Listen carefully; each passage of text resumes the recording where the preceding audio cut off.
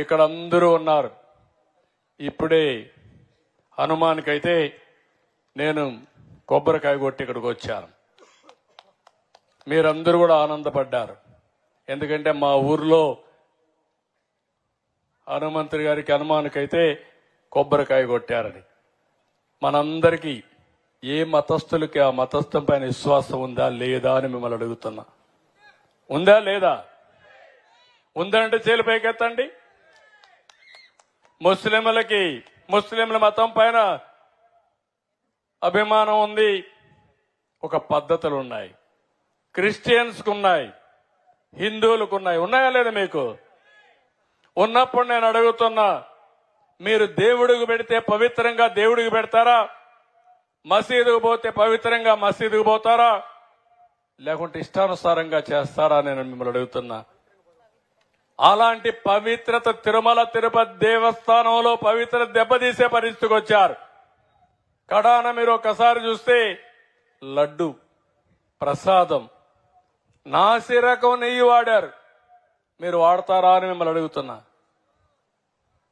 దేవునికి పెట్టినప్పుడు ఆవు నెయ్యి వాడతారా లేదా అని మిమ్మల్ని అడుగుతున్నా.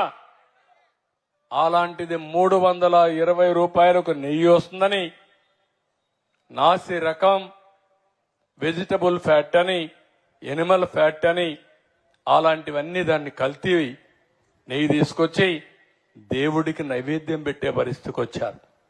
ఇప్పుడు మాట్లాడుతున్నారు, నేను తప్పు చేయలేదు, టెండర్ పిలిచాను. మీ ప్రభుత్వం పిలిచింది, మీరు పిలిచారు. 320 రూపాయలకు నెయ్యి ఇస్తున్నారంటే ఆలోచించే పని లేదా? 500 రూపాయలు ఉంది. ఆవు నెయ్యికి 500 రూపాయలు కనీసం ఉంది. అలాంటిది 320 రూపాయలు పేరు పెట్టి ఏదైతే కల్తీ నెయ్యని ప్రజల మనోభావాలతో ఆడుకునే విధంగా ఆ నెయ్యి తీసుకొస్తే ఆ మధ్యలో మీరు ఎవరన్నా కొండకు పోయారా? తిరుమలకు పోయారా? ప్రసాదం తిన్నారా? ఒకప్పుడు వైఎస్ఆర్ కాంగ్రెస్ పార్టీలో ఆ ప్రసాదం బాగుందా అని అడుగుతున్నా మిమ్మల్ని. బాగా లేదని వాళ్ళు చేలిపైకి ఎత్తండి. భోజనాలు కూడా బాగాలేవు, దర్శనాలు కూడా బాగాలేవు. కొండకు పోవడం మానేశారు. ఏం తల్లి, ఇప్పుడు పోయి చూడు. కొత్తగా నేను ముఖ్యమంత్రి అవుతానే మొదటి రోజునే ఒక ఆఫీసర్ని వేశాను, శ్యామలరావు గారిని. ఒకే మాట చెప్పి పంపించాను. మళ్లీ నేను శభాషణాలంటే ప్రజలు మెచ్చుకునే పరిపాలన, దేవునికి సేవ చేయమని చెప్పి ఆయన పంపించా. ఈ రోజు నెయ్యి అంతా కూడా మార్చాడు. ఏదైతే కర్ణాటక ఫెడరేషన్ నందిని ఉందో ఆ నందిని నెయ్యి కొన్నాడు. ఇప్పుడు ప్రసాదం తిన్నారా అని మిమ్మల్ని అడుగుతున్నా. తిన్నారా ప్రసాదం? అప్పటికిప్పుడు బాగుందా లేదా అని అడుగుతున్నా మిమ్మల్ని. బాగుందంటే చేలిపైకెత్తండి. ఇది సైకో, నువ్వు చెప్పే మాటలకు వ్యత్యాసం. ప్రజలు అడుగుతున్నారు ఇప్పుడు, మా మనోభావాలు దెబ్బతీశారని.